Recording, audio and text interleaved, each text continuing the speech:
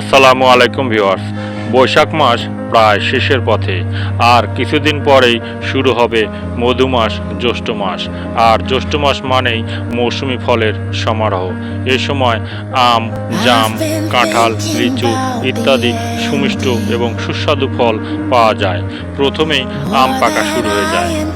ইদানিং ঢাকা শহরে বিভিন্ন বাজারে পাকা আম দেখা যাচ্ছে, তবে এগুলো এখনও ওইভাবে পাকে নাই, অর্থাৎ মৌসুমি ফল যেভাবে গাছে পাকে সেভাবে পাকে নাই। এগুলো ফরমালিন দিয়ে, অর্থাৎ পাকানো কিছু মেডিসিন দিয়ে এই আমগুলো পাকানো হয়েছে। এই আমগুলো খেতে এখন অতটা সুস্বাদু এবং মজাদার নয়। কিছুদিন পরে যখন এই আমগুলি পাকবে তখন এই আমগুলি খেতে অনেক সুস্বাদু এবং মজাদার হবে। আমের জগতে বিভিন্ন নাম আছে, ফিরসাবাদ, লখনা, অর্থাৎ গোপালভোগ, বিভিন্ন প্রকার আম আছে। তবে সবচেয়ে মজার আম হচ্ছে হিমসাগর আম। তারপরে আম খাওয়া শেষ, এরপরে শুরু হবে কাঁঠালের সমারোহ। দেখুন, কাঁঠালের গাছে প্রচুর পরিমাণে কাঁঠাল এসেছে, আর কাঁঠালগুলো মাশাআল্লাহ অনেক সুন্দর এবং বড় বড় হয়েছে। কাঁঠাল হলো আমাদের জাতীয় ফল, আর জাতীয় ফল হিসেবে কাঁঠালের সুনাম বেশ আছে আমাদের দেশে। আর কাঁঠালে প্রচুর পরিমাণে পুষ্টিগুণে ভরপুর। কাঁঠাল আমরা বিভিন্নভাবে খেতে পারি। যখন ছোট থাকে তখন এই কাঁঠালগুলো ভাজি করে খেতে ভারী মজা। তারপরে কাঁঠাল যখন বড় হয়ে যায়, অর্থাৎ পেকে যায়, তখন এই কাঁঠালের সার বা রোয়া খেতে অনেক সুস্বাদু এবং মজাদার। কাঁঠাল খাওয়া শেষ হতে না হতেই জাম পাকা শুরু হয়ে যাবে। আর জাম এমন একটি ফল, এর পুষ্টিগুণের কথা না বললেই নয়।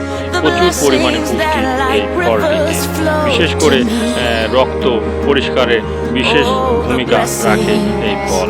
এই গাছটিতে দেখুন প্রচুর পরিমাণে জামের মুকুল এসেছে। আশা করা যাচ্ছে এই গাছটিতে এবছর প্রচুর পরিমাণে জাম আসবে।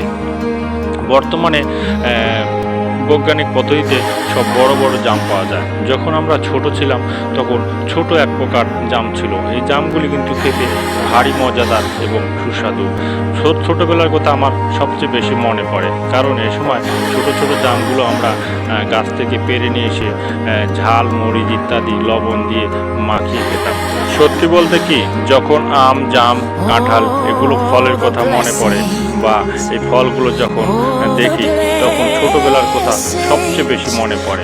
কারণ এই সময় আমরা অনেক দুরন্ত ছিলাম, কারণ আমার বেড়ে ওঠা গ্রামে, আর গ্রামে এই ফলগুলি সবচেয়ে বেশি পাওয়া যায়। শহরে সব ফলই পাওয়া যায়, কিন্তু টাকা দিয়ে কিনে।